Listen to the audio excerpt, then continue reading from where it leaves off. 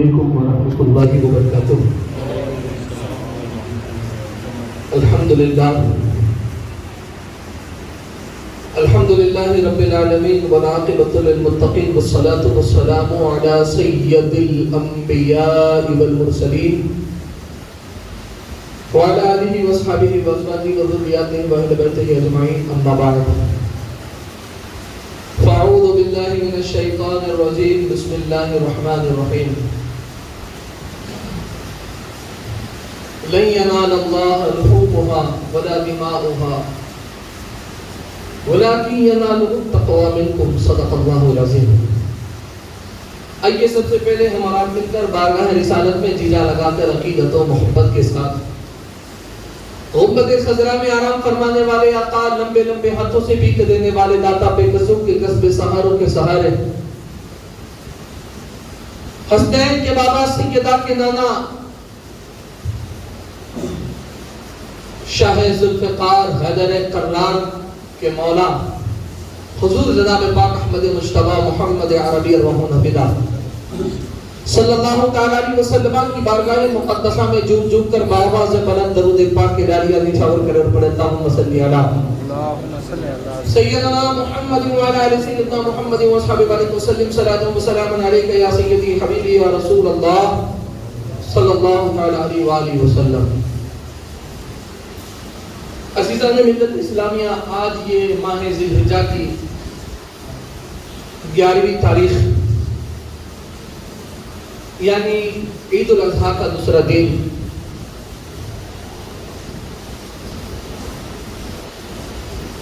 امت بڑی شوق اور ذوق کے ساتھ 1400 سال کے عرصے سے قبل اپنی اپنی فکر میں مست تھی۔ کوئی طواف حرم میں تھا، کوئی عرفات میں تھا، کوئی مینا مزدلفہ کے چکروں میں تھا، کوئی خانہ خدا کے طواف میں تھا، یعنی اپنے اپنے ذوق اور شوق کے مطابق لوگ عبادتوں میں مشغول تھے اور رب کی بارگاہ میں اپنے جسم کی اور اپنے مال کی کچھ اس حال میں کہ کوئی دمبا، کوئی بکرا، کوئی اونٹ دے کر قربانی کر رہا تھا اور مصطفیٰ کا خاندان گھر لٹانے کربلا کی طرف جا رہا تھا۔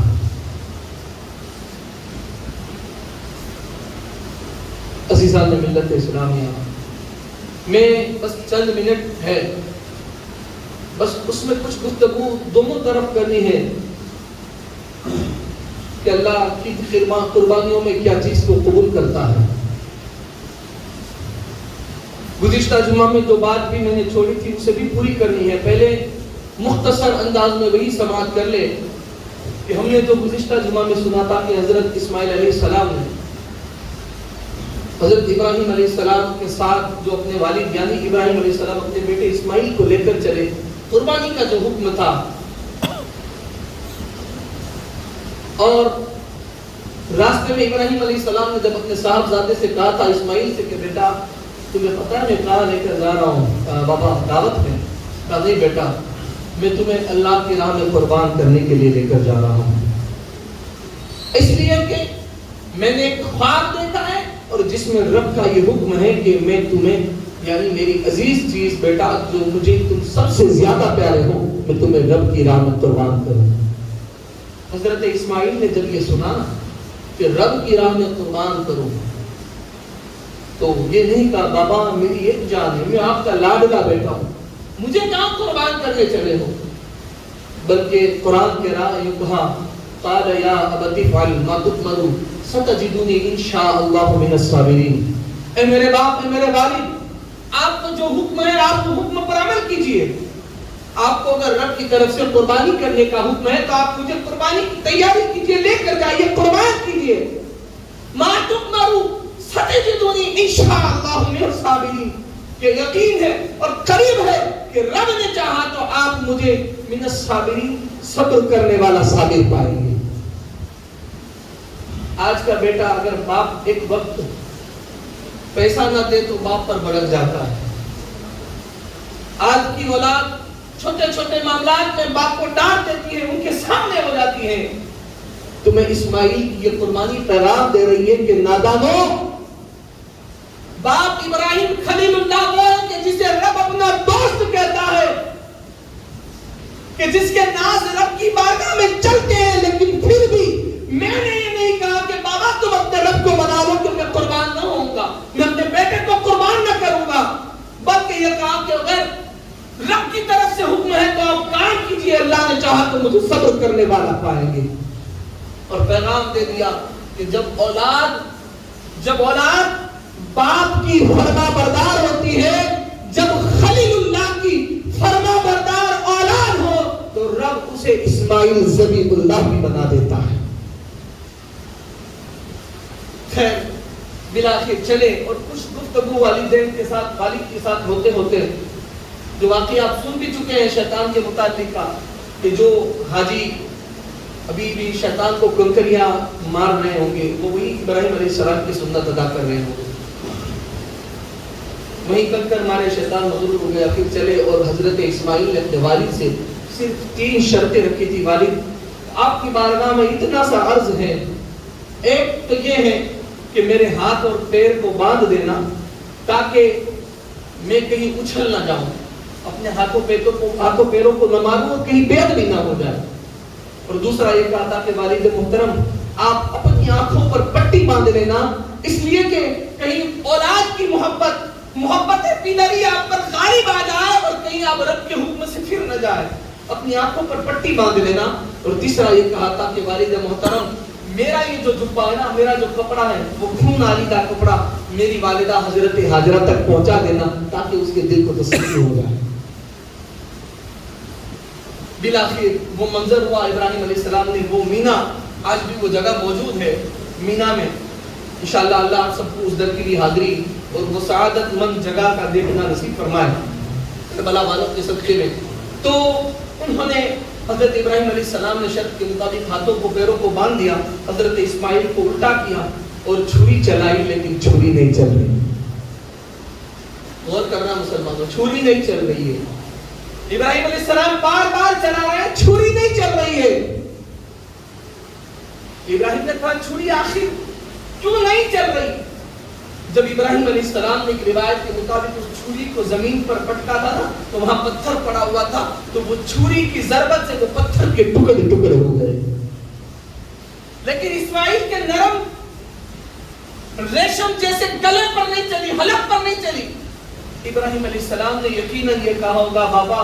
چھری چلتی کیوں نہیں؟ تب زبان حال سے چھری نے بھی یہ جواب دیا ہوگا, بابا آپ کو جو رب خواب میں یہ کہہ رہا ہے کہ اپنے بیٹے کو ذبح کرو اور اس کے کہنے پر تم کرنے آئے ہو, قربان کرنے آئے ہو, مجھے جلانے آئے ہو, اے بابا وہی رب مجھے بار بار کہہ رہا ہے اے چھری تو ہرگز اسماعیل کے گلے پر نہ چلنا, یہ میرے خلیل کا لعنت ہے. آپ کو ایک بار جس رب نے کہا وہ رب مجھے بار بار کہہ رہا ہے کہ چھری تو اسماعیل کے گلے پر نہ چلنا. بلاخر یہاں پر توجہ یہ بھی دے, ارے جو چھری اسماعیل کے گلے کو نہ کاٹ سکی وہ ابتدا تھی, وہی چھری سید الشہداء سیدنا امام علی مقام کے گلے پر چلی. امت کو درس دینے کے لیے کہ اسماعیل کی ابتدا یہ تھی کہ رب کے حکم سے چھری نہ چلی, اور حسین کی انتہا یہ ہے کہ بچوں کو رب کی راہ میں قربان کر.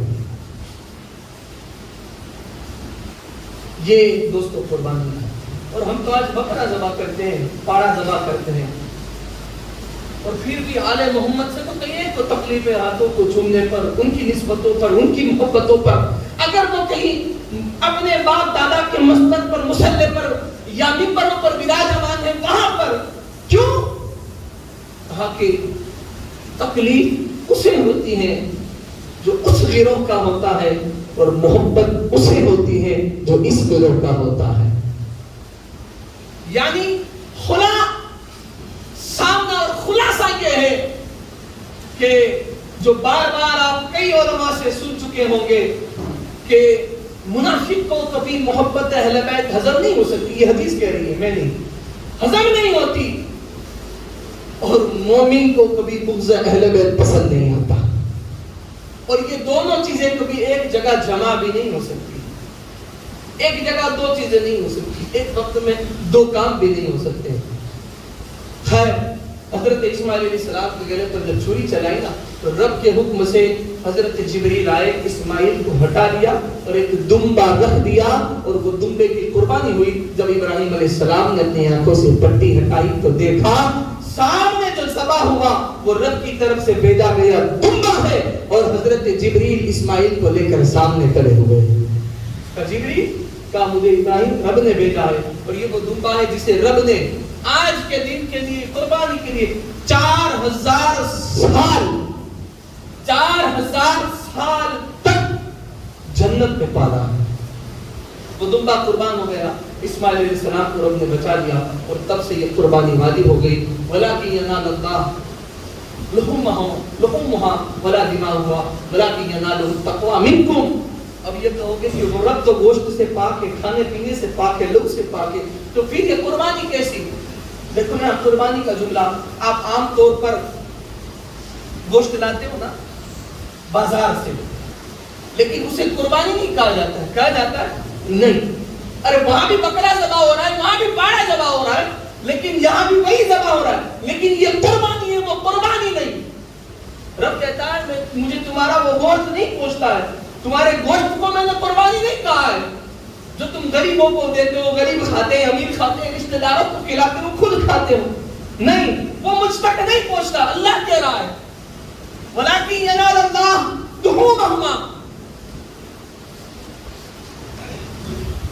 لُحُومَهَا وَلَا دِمَاؤُهَا، تو تمہارا وہ گوشت وہ رب تک نہیں پہنچتا ہے، وَلَا دِمَاؤُهَا، خون بھی نہیں پہنچتا ہے۔ تو مالک کیونکہ وہ رب ہے، وحدہ لا شریک ہے، وہ کھانے پینے سے، خون اور گوشت سے پاک ہے، وہ رب قدیر ہے، پھر پہنچتا کیا ہے؟ سوال ہمارا بھی عرض ہے لَن يَنَالَ اللَّهُ لُحُومُهَا، کہ تمہارا وہ گوشت اللہ کو نہیں پہنچتا ہے، وَلَا دِمَاؤُهَا، نہ تمہارا بہا ہوا خون پہنچتا ہے، پھر وَلَٰكِن يَنَالُهُ التَّقْوَىٰ مِنكُمْ، کہا تمہارے کھانے پینے کو قربانی نہیں کہا، تمہارے دیے ہوئے گوشت کو قربانی نہیں کیا۔ اللہ تبارک و تعالیٰ فرماتا ہے وَلَٰكِن يَنَالُهُ التَّقْوَىٰ مِنكُمْ، تم جب اس بکرے کو یا اس پاڑے کو ذبح کرتے ہو تب تمہاری نیت یہ ہوتی ہے کہ رب کی رضا کے لیے، بس اسے رب تقویٰ کہتا ہے، اور وہ تمہارا تقویٰ رب کی بارگاہ میں بھیج پہنچا، تمہارا تقویٰ رب تک پہنچتا ہے، تمہارا تقویٰ۔ ورنہ خود تو عام دنوں میں بھی باہر جاتا ہے گوشت کا پاڑے کا، تب جب کسائی ذبح کرتا ہے کھاٹ کی، تب اس کی نیت یہ نہیں ہوتی ہے رب کی رضا کے لیے، تو نیت کیا ہوتی ہے؟ کاروبار کی اس کی نیت ہوتی ہے، دھندے کی نیت ہوتی ہے، رزق کے کسب کی تلاش میں رزق کی نیت ہوتی ہے، تو رب نے اس کو قربانی نہیں کہا۔ لیکن جو خاص ان دنوں میں رب کی رضا کے لیے اس نیت سے کہ میں اللہ کی رضا کے لیے قربان کرتا ہوں، اللہ نے تمہاری اس نیت کو، اس عمل کو تقویٰ کہا۔ اور اعلیٰ آقا علیہ الصلوۃ والسلام سرکار دو عالم صلی اللہ تعالی علیہ وسلم فرماتے ہیں، حضور ارشاد فرماتے ہیں کہ تمہاری نیتیں جو رب کی بارگاہ میں مخلص نیتیں، خالص نیتیں، تمہارا رب تمہارے گوشت کاٹنے کو یا خون بہانے کو نہیں پسند کرتا ہے، اسے تمہارے لیے خاص نہیں دیتا۔ کافر وَلَٰكِن يَنَالُهُ التَّقْوَىٰ مِنكُمْ، تمہاری جو نیت ہے، تمہاری جو خالص نیت ہے، مخلصیت ہے، رب تمہارے خالص کو اور مخلص کو دیتا ہے۔ اسی لیے کہا جاتا ہے اپنے دلوں کو صاف رکھا کرو، رب دلوں میں بسا کرتا ہے۔ ورنہ پھر وہ نا کہ الہی آبرو رکھنا بڑا نازک زمانہ ہے، الہی آبرو رکھنا بڑا نازک زمانہ ہے، دلوں میں بغض رکھتے ہیں اور بظاہر دوستانہ ہے۔ یہاں پر رب تبارک و تعالیٰ نے تمہارے کاٹنے کو نہیں دیکھا، بلکہ وَلَٰكِن يَنَالُهُ التَّقْوَىٰ مِنكُمْ، تمہاری جو نیتیں ہیں اسے دیکھا۔ حضور فرماتے ہیں جو مخلص نیت کے ساتھ رب کی راہ میں جب کوئی جانور کو قربان کرتا ہے، حضور فرماتے ہیں اس کا خون زمین پر گرتا ہے، کسی کو کاٹو اس کا خون کا قطرہ زمین پر بعد میں پڑتا ہے، رب کی بارگاہ میں اسے اجر پہلے دے دیا جاتا ہے، وہاں پہلے پہنچتا ہے، زمین پر بعد میں پہنچتا ہے، پہلے رب کی بارگاہ میں پہنچتا ہے۔ اللہ رب العزت میرے آپ کے سننے کو قبول فرما، اور ہم سب کو بولنے سے زیادہ سننے سے زیادہ عمل کی توفیق نصیب فرما۔ ہمارے دلوں کو اللہ اپنے خوف سے، اپنی محبتوں سے، اپنے نبی اور ان کی یاد کی محبتوں سے مالا مال فرما، ہمارے بس اعلان